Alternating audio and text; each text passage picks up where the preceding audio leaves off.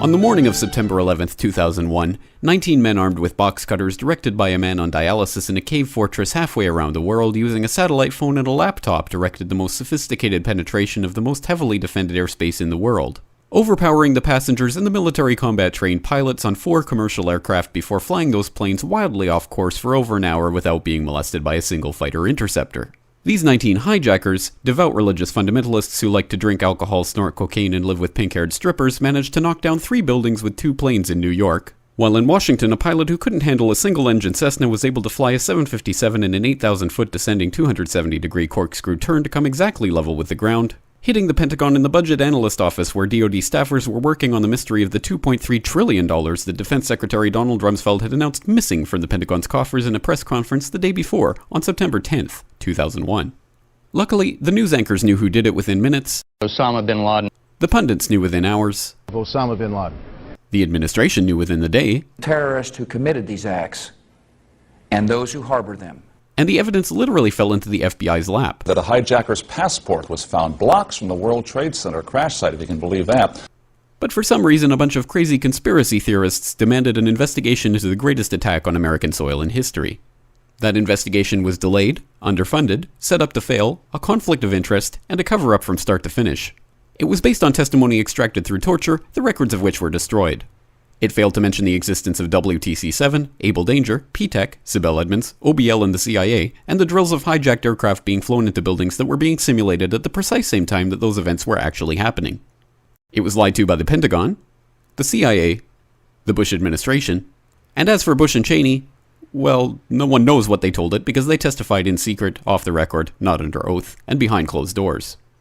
It didn't bother to look at who funded the attacks because that question is ultimately of little practical significance. Still, the 9/11 Commission did brilliantly answering all of the questions the public had, except most of the victims' family members' questions, and pinned blame on all the people responsible, although no one so much as lost their job, determining the attacks were failure of imagination. Because nobody in our government, at least, and I don't think the prior government that could envision flying airplanes into buildings. Except the Pentagon, FEMA, NORAD, and the NRO. The DIA destroyed 2.5 terabytes of data on Able Danger, but that's okay because it probably wasn't important. The SEC destroyed their records on the investigation into the insider trading before the attacks, but that's okay because destroying the records of the largest investigation in SEC history is just part of routine record keeping. NIST has classified the data that they used for their model of WTC-7's collapse, but that's okay because knowing how they made their model of the collapse would jeopardize public safety. The FBI has argued that all material related to their investigation of 9/11 should be kept secret from the public, but that's okay because the FBI probably has nothing to hide. This man never existed, nor is anything he had to say worthy of your attention, and if you say otherwise, you are a paranoid conspiracy theorist and deserve to be shunned by all of humanity. Likewise him, and her, and her, and her, and him. Osama bin Laden lived in a cave fortress in the hills of Afghanistan, but somehow got away. Then he was hiding out in Tora Bora, but somehow got away.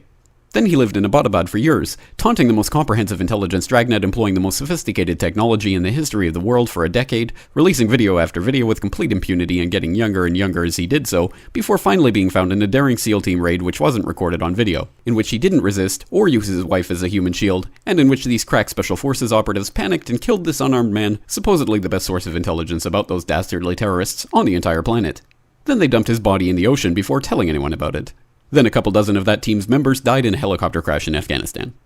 This is the story of 9/11, brought to you by the media which told you the hard truths about his head could be seen to move violently forward. And they took the babies out of the incubators. And mobile production facilities.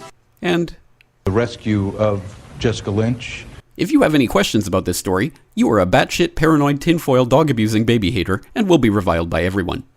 If you love your country and or freedom, happiness, rainbows, rock and roll, puppy dogs, apple pie, and your grandma, you will never ever express doubts about any part of this story to anyone. Ever.